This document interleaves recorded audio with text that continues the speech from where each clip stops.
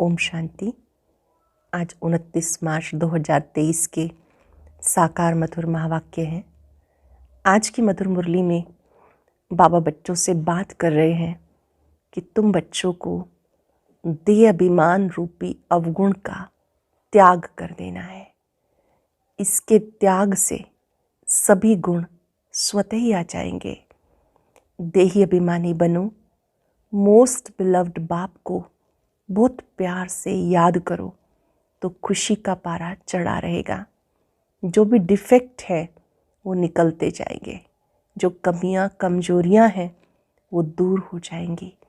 मेहनत करनी है एक बाप को याद करने की, ताकि जो भी डिफेक्ट है वो निकलते जाए।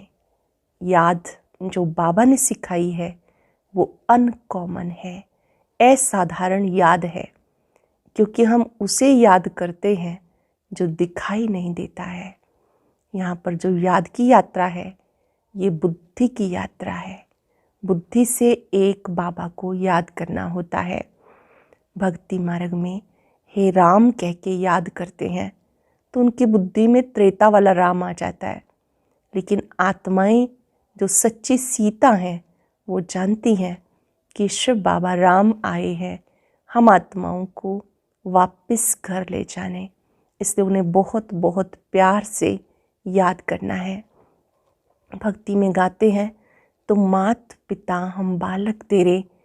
इस समय वो मात पिता के रूप से पालना देते हैं, प्यार देते हैं, इसलिए उनके समान पवित्रता का सागर बनना है, विदेही बनने का अभ्यास करना है। सुनते हैं बाबा के मधुर बोल। बाबा कहते मीठे बच्चे, तुम्हारी याद अनकॉमन है।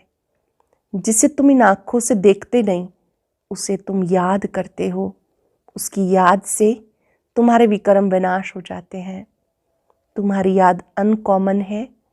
जिसे तुम इन आँखों से देखते नहीं उसे याद करते हो। उनकी याद से तुम्हारे विक्रम विनाश हो जाते हैं। क्वेश्चन है किस एक आदत का त्याग करो तो सब गुण स्वतः ही आ जाएंगे। आधा कल्प से देह अभिमान में आने की आदत जो पक्की हो गई, अब इस आदत का त्याग करो। शिव बाबा जो मोस्ट बिलव्ड है उसे याद करो। कोई भी देहधारी की याद ना रहे तो सब क्वालिफिकेशन आ जाएंगी, डिफेक्ट निकल जाएंगे, आत्मा पवित्रता का सागर बन जाएगी, खुशी का पारा चढ़ा रहेगा, सब गुण स्वतः ही आ जाएंगे। क्या क्या होगा? आधा कल्प से देहाभिमान में आने की आदत जो पक्की हो गई, इसका त्याग करो। बाबा जो मोस्ट बिलव्ड है उसे याद करो। कोई भी देहधारी की याद ना रहे तो सब क्वालिफिकेशंस आ जाएंगी, सभी गुण आ जाएंगे, डिफेक्ट निकल जाएंगे, आत्मा पवित्रता का सागर बन जाएगी, खुशी का पारा चढ़ा रहेगा, सब गुण स्वतः ही आते जाएंगे। गीत है ओम नमो शिवाय। ओम शांति। बच्चों ने अपने बेहद के बाप की महिमा सुनी। बच्चों के आगे वह बेहद का बाप सम्मुख बैठा है।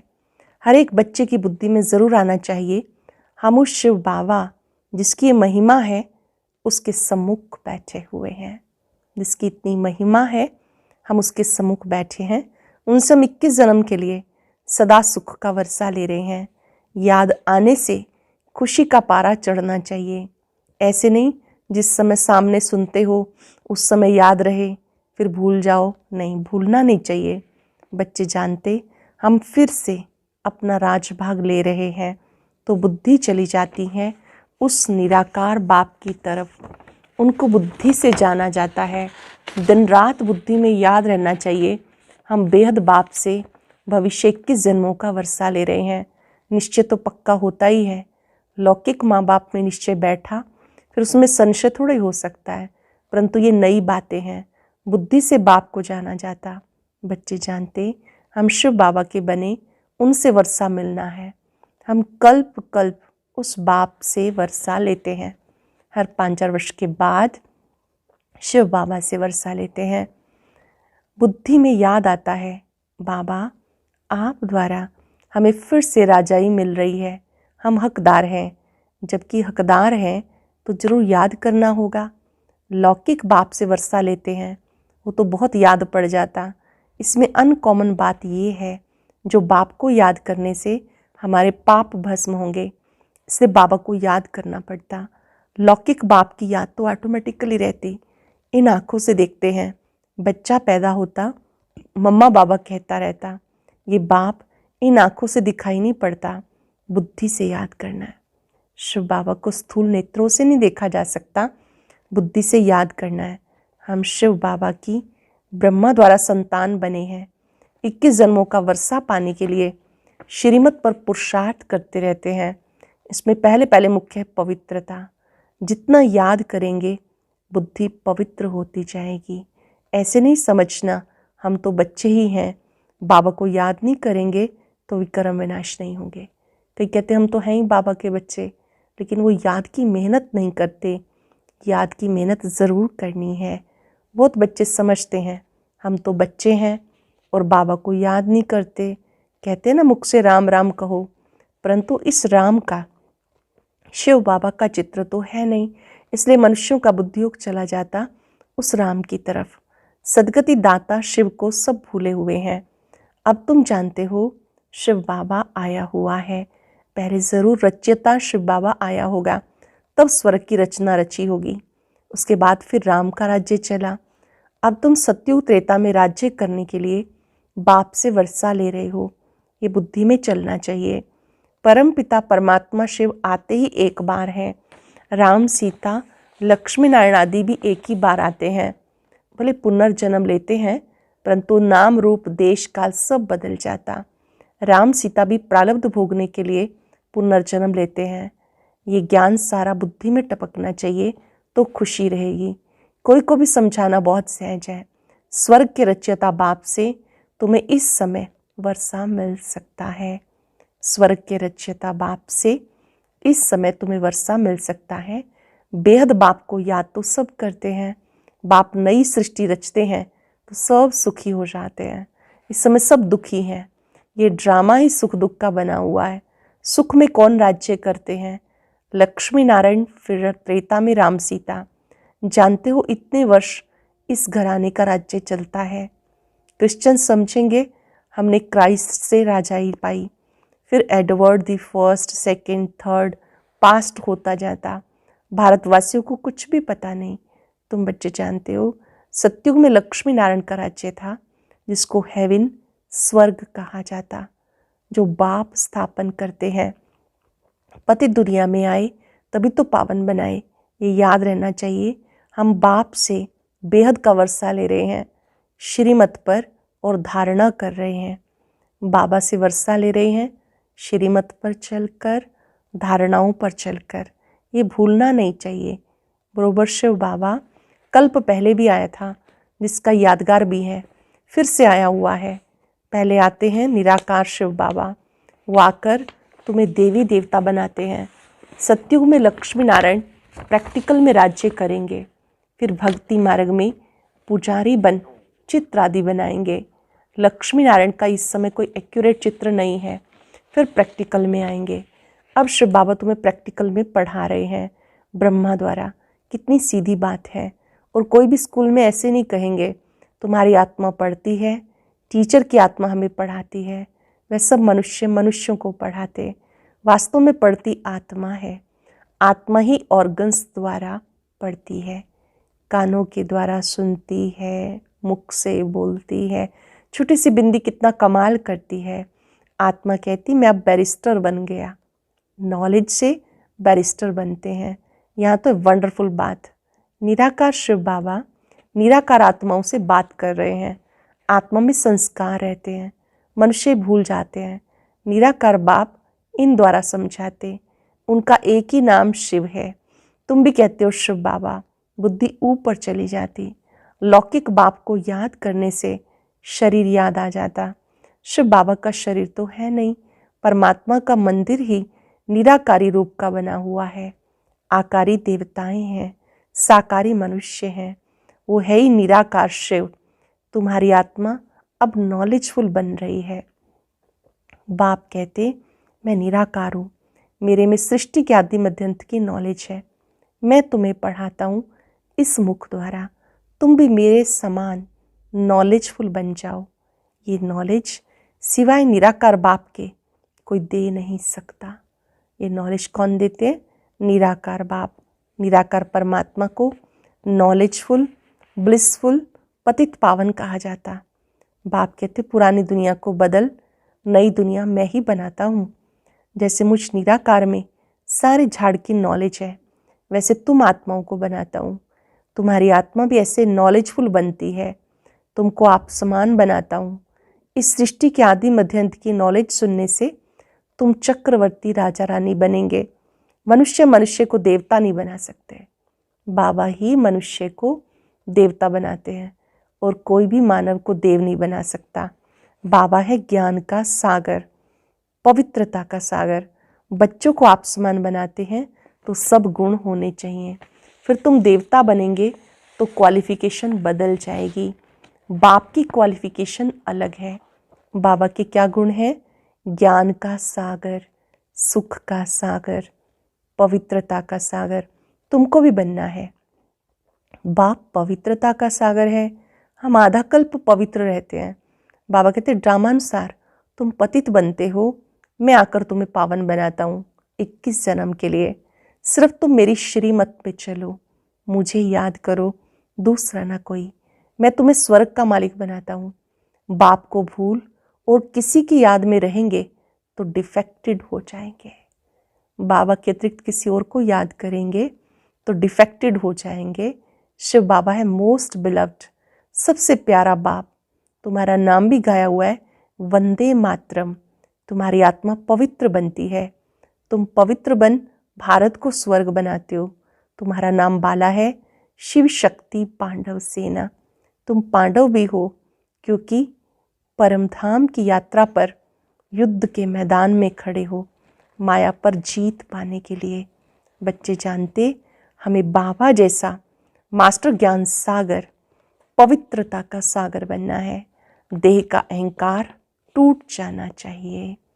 बाप जैसा मास्टर ज्ञान सागर, पवित्रता का सागर बनना है। देह का अहंकार टूट जाना चाहिए। जन्म जन्मांतर देह धारण की तो आदत पक्की हो गई, अब इस आदत का त्याग चाहिए। जैसे बाप निराकार है तो देह अभिमान कहाँ से आया? तुमको इस पुरानी देह को छोड़ मेरे पास आना है। विनाश होता है तो कुछ कारण होगा ना। वर्थ नाटे पैनी चीज़ का ही विनाश होता है। जो कोड़ी तुल्य चीज़ है उसी का विनाश होता है। अब तुम्हें स्वर्ग में चलने के लायक बनाते हैं। वहाँ सदैव सुख ही सुख है। सुखधाम और शांति धाम, यह है दुख धाम। अशांत किया किसने? अशांत किया रावण ने। फिर शांति देने वाला परम पिता परमात्मा है। कोई कहते मन की शांति चाहिए, बोलो कैसी शांति चाहिए? यह है दुख धाम। क्या तुम्हें सुखधाम चलना है? बाबा को याद करो तो सुखधाम चलेंगे। अशांत करने वाला है रावण माया जो यहाँ हाजिर है। मुक्ति जीवन मुक्ति में अशांत करने वाला रावण होता नहीं। इसलिए अब चलो वापस अपने घर। अगर सतयुग में चलना चाहते हो तो चलो। हर एक आत्मा जीवन मुक्ति ज़रूर चाहती है। ऐसे नहीं कि सब सतयुग में जीवन मुक्ति में चलेंगे, वो तो सिर्फ तुम बच्चे ही जाते हो।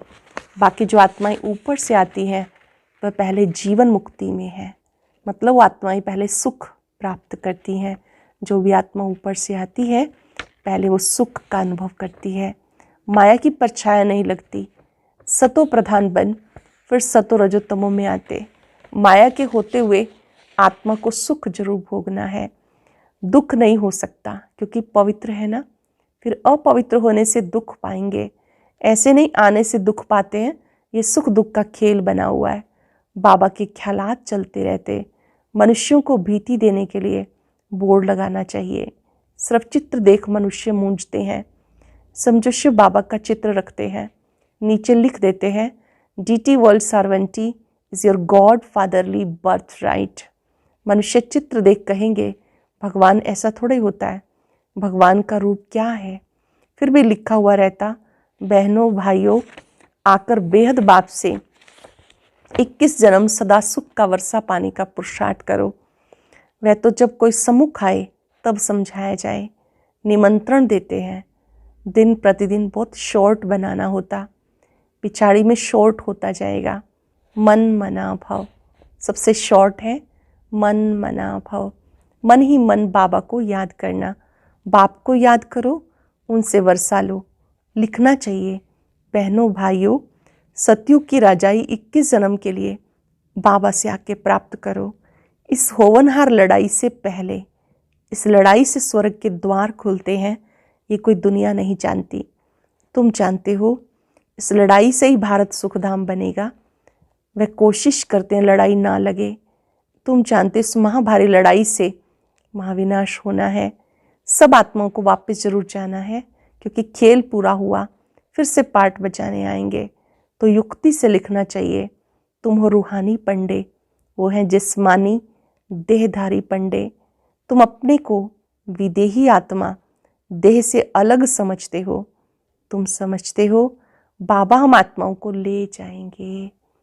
शिव बाबा हम सब आत्माओं को घर वापस ले जाएंगे। तो तुम्हें लिखना पड़े, बेहद बाप से आके वर्षा लो। निराकार अक्षर जरूर लिखना है। जानते हो बाबा आया हुआ है इस कर्म क्षेत्र पर। हम भी वहाँ से आते हैं। कहाँ से आते हैं? मूल वतन से यहाँ पर आते हैं। सब आत्माएं जो एक्टर्स हैं, इम्पेरिशेबल इमॉर्टल आत्माएं हैं, कभी मरती नहीं। ये अच्छी रीति निश्चय हो जाना चाहिए। आत्मा अजर अमर अविनाशी है, ये निश्चय हो जाना चाहिए। हम शिव बाबा से अनेक बार वर्षा ले चुके हैं, फिर भी लेंगे। पुरुषार्थ से तुम जानते हो शिव बाबा हमें स्वर्ग का वर्षा दे रहे हैं, तो क्यों ना उनसे वर्षा ले। बाप और वर्षे को याद करेंगे तो अंत मते सोगते हो जाएगी। बाकी सिर्फ राम राम कहने से मुक्ति थोड़ी हो जाएगी। खाली राम राम रटने से जीवन मुक्ति थोड़ी मिल जाएगी। अखबार में डालते हैं फलाना स्वर्गवासी हुआ, उसे पूछना चाहिए स्वर्ग किसको कहते हो? ये तो नरक है, तो पुनर्जन्म भी नरक मिलेंगे। स्वर्ग है तो पुनर्जन्म भी स्वर्ग मिलेंगे। अगर कोई शरीर छोड़ नरक से स्वर्ग गया, वहाँ तो उनको बहुत वैभव मिलेंगे। फिर नरक के वैभव खिलाने के लिए उनको स्वर्ग से नरक में क्यों बुलाते हो? उन्हें नरक का भोजन क्यों खिलाते हो? नरक का भोजन खिलाएंगे तो ऐसी बुद्धि हो जाएगी, जैसा अन्न वैसा मन हो जाएगा। स्वर्ग में दूध घी की नदियाँ बहती हैं, तुम तो घासलेट का खाना खिलाएंगे। श्रीनाथ द्वारे में अच्छे घी का भोग लगता है, क्योंकि वहाँ राधे कृष्ण का चित्र है, तो उनकी याद में भोग भी अच्छे अच्छे वैभव बना के लगाते हैं। ऐसा भोग और कहीं नहीं लगता। जगन्नाथ का भी मंदिर है, वहाँ चावल का भोग लगता है, वहाँ वैभव नहीं चढ़ाते। अब तो नरक है तो दुख है, स्वर्ग में सुख था। बाबा समझाते बहुत अच्छा है, लेकिन धारणा नंबरवार होती है। ये भी ड्रामा में नूंद है। ड्रामा अनुसार नौकर चाकर भी बनने हैं। 3rd क्लास टिकट भी कोई तो जरूर लेंगे ना। 1st क्लास सूर्यवंशी राजधानी, 2nd क्लास चंद्रवंशी राजधानी, 3rd क्लास है प्रजा, उसमें भी नंबरवार है। अब जिसको जो टिकट चाहिए वो ले ले। अच्छा, मीठे मीठे सिक्किलदे बच्चों प्रति माता पिता बाप दादा का याद प्यार। Good morning. रूहानी बाप की रूहानी बच्चों को नमस्ते। रूहानी बच्चों की रूहानी बाप दादा को याद प्यार, नमस्ते, गुड मॉर्निंग, शुक्रिया। धारणा के लिए सार। पहले पॉइंट है, बाप समान ज्ञान का सागर, पवित्रता का सागर बनना है। विदेही बनने का अभ्यास करना है। बाप की याद से बुद्धि को पवित्र बनाना है। सदा इस नशे में रहना है। बेहद के बाप से हम 21 जन्मों का वर्षा ले रहे हैं। कौन से नशे में रहना? बेहद बाप से हम 21 जन्मों का वर्षा ले रहे हैं। वरदान है, न्यारेपन के अभ्यास द्वारा पास विद ऑनर होने वाले ब्रह्मा बाप समान भव। न्यारेपन के अभ्यास द्वारा पास विद ऑनर होने वाले ब्रह्मा बाप समान भव। जैसे ब्रह्मा बाप ने साकार जीवन में कर्मातीत होने से पहले न्यारे और प्यारे रहने का अभ्यास प्रत्यक्ष अनुभव कराया। सेवा व कोई कर्म छोड़ा नहीं, न्यारे होके सेवा की। ये न्यारा बन हर कर्म सफलतापन का अनुभव कराता है। ये न्यारापन हर कर्म में सहज सफलता का अनुभव कराता है। तो सेवा का विस्तार भले कितना भी हो, सेवा का विस्तार भले कितना भी हो, विस्तार में जाते सार की स्थिति का अभ्यास कम ना हो, तब डबल लाइट बन कर्मातीत स्थिति को प्राप्त कर डबल ताजधारी ब्रह्मा बाप समान पासविद ऑनर बनेंगे। अटेंशन से सुनेंगे। जैसे ब्रह्मा बाप ने साकार जीवन में कर्मातीत होने से पहले न्यारे और प्यारेपन के अभ्यास का प्रत्यक्ष अनुभव कराया। सेवा व कोई कर्म छोड़ा नहीं, न्यारे होके सेवा की। ये न्यारापन हर कर्म में सफलता सहज अनुभव कराता है। तो सेवा का विस्तार भले कितना भी बड़ा हो, लेकिन विस्तार में जाते सार की स्थिति का अभ्यास कम ना हो जाए, तब डबल लाइट बन कर्मातीत स्थिति को प्राप्त कर डबल ताजधारी ब्रह्मा बाप समान पासविद ऑनर बनेंगे। श्लोक ने स्वयं को ऐसा शक्ति स्तंभ बना लो जो अनेकों को नई जीवन बनाने की शक्ति प्राप्त हो। स्वयं को ऐसा शक्ति स्तंभ बना लो जो अनेकों को नई जीवन बनाने की शक्ति प्राप्त हो। आज चलते फिरते याद रखेंगे, मैं बाप समान शक्ति स्तंभ हूं। जैसे ब्रह्मा बाप सबके सामने रोल मॉडल बने, शांति का स्तंभ बने, पवित्रता का स्तंभ बने, प्रकाश का स्तंभ बने, शक्ति का स्तंभ बने। मैं भी बाप समान शक्ति स्तंभ हूं। मुझ में अपार शक्ति है।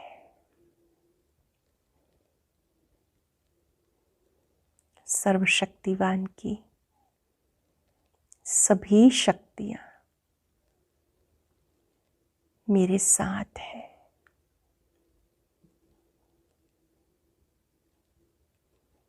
इन शक्तियों की छत्र छाया के नीचे मैं सदा आनंदित हूं। अनेक आत्माओं को प्रेरणा देने के निमित्त हूं। कभी विकट परिस्थितियों में भी मुझे निराश नहीं होना, शक्तिशाली बन के रहना है। मैं शक्ति स्तंभ हूं। और अब सुनते हैं आज का अव्यक्त ज्ञान मोती।